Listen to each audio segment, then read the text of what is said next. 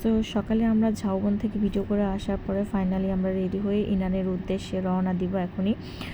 গাড়ি আমরা অলমোস্ট ওইখান থেকে ঠিক করে নিয়ে আসছি, ওনাকে ওয়েট করে আমরা রেডি হয়েছি। রেডি হয়ে এখন আমরা এই তো রওনা করব। গাড়িতে উঠে বসেছি, তখন রোদ, কারণ দুপুরের পরের টাইমটা আমরা রওনা দিয়েছি। এখন রোদের কারণে গাড়িটা ওপেন রাখা যাচ্ছিল না, তো আমরা বসে বসে যাচ্ছিলাম রোদ। আর আমার ছোট্ট পাখিটা একদম খুবই ভালোভাবে এনজয় করছিল বাতাসটা, কারণ সামনের দিকে যেহেতু দাঁড়িয়ে আছে বাতাসটা লাগছিল, তো আমি যতই সরানো ট্রাই করছি সে সরবে না। আর এদিকে তো অপরূপ প্রাকৃতিক দৃশ্য, এটা চোখ জোড়ানোর মতো। দুপাশে, এক পাশে হচ্ছে পাহাড়, অন্য পাশে সাগর, মাঝখানে রাস্তা।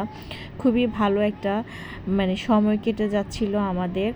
আর বাতাসের জন্য তো চুলকে কোনোভাবেই সামলানো যাচ্ছিল না, এত সুন্দর করে হেয়ার কম করে এসেও এখানে এসে সব এলোমেলো হয়ে গেল। আর দেখেন কত সুন্দর স্কাই, দুই পাশে দু রকমের সৌন্দর্য, এক পাশে সমুদ্র, অন্য পাশে পাহাড়, দেখে খুবই ভালো লাগছিল। আর আমার মেয়ে তো খুবই এক্সাইটেড, দুটো মেয়ে খুবই এক্সাইটেড ছিল। আর রাস্তার ভিডিও করতে করতে যাচ্ছিলাম, সে বলছিল মা ভিডিও করে নাও, আমার বড় মেয়েটা। তো যতটুকু পারছিলাম ভিডিও করছি, বসে বসে কী আর করবো, কিছু করার ছিল না। এইখান থেকে আমরা এখন ইনানিতে চলে যাব। এই যে চলে আসছি, আর এখানে এসে তারা একটা দোলনা পেয়ে গিয়েছে একটা রেস্টুরেন্টের সামনে।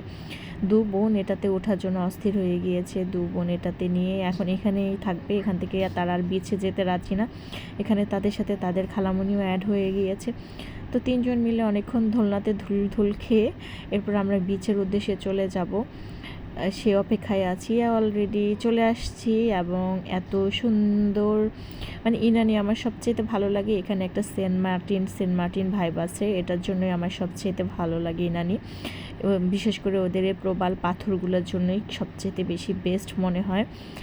কিন্তু বাচ্চা নিয়ে আসলে বিচে বসে থাকা বা এনজয় করা একটু টাফ, কারণ ছোট বাচ্চাকে তো ধরে রাখা যাচ্ছিল না। আর বড়জন, সে কোনো ছবি তুলবে না, কিছুই করবে না, সে শামুক ঝিনুক এসব নেওয়ার জন্যই অস্থির হয়ে গিয়েছে। এখানে অনেক ঝিনুক পাওয়া যায়, তোর খালামণি বলেছিল, এখন সে এগুলো কুড়োতেই ব্যস্ত। আর ছোটজন আছে তার নানা ভাইয়ের সাথে দৌড়াদৌড়ি, তার নানা ভাই অস্থির হয়ে গিয়েছে, তাকে ধরে রাখাই যাচ্ছিল না, সে বিচে নেমে আসবে। তারপরও যতটুকু রেখেছিল আলহামদুলিল্লাহ, এর মধ্যে আমরা কিছু ছবি ভিডিও করে নিয়েছিলাম, যদিও তেমন ভালোভাবে করতে পারিনি, কিন্তু কিছু করার নেই, বাচ্চা নিয়ে গেলে যতটুকু করতে পেরেছি সেটাই আলহামদুলিল্লাহ। আর এখানে এই তো আমিও একটু ভিডিও নেওয়ার ট্রাই করছিলাম নিজে। এখানে গেলে মনটা অনেক বেশি ভালো হয়ে যায়, কারোরই মন খারাপ থাকার কোনো ওয়ে নাই।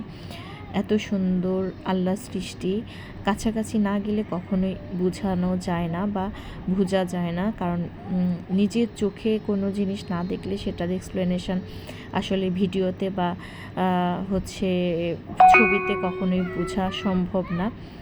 তো এই তো ফাইনালি আমরা আবার ব্যাক করছি কক্সবাজার। আমরা টেকনাফ পর্যন্ত যেতে পারিনি, কারণ ওইখানে যেতে বাচ্চা নিয়ে অনেক টাফ হয়ে যাবে, তাই সবাই নিষেধ করছিল। তো আমরা ফাইনালি আবার চলে যাচ্ছি কক্সবাজার। তো আজকের মতো এখানে বিদায় নিলাম।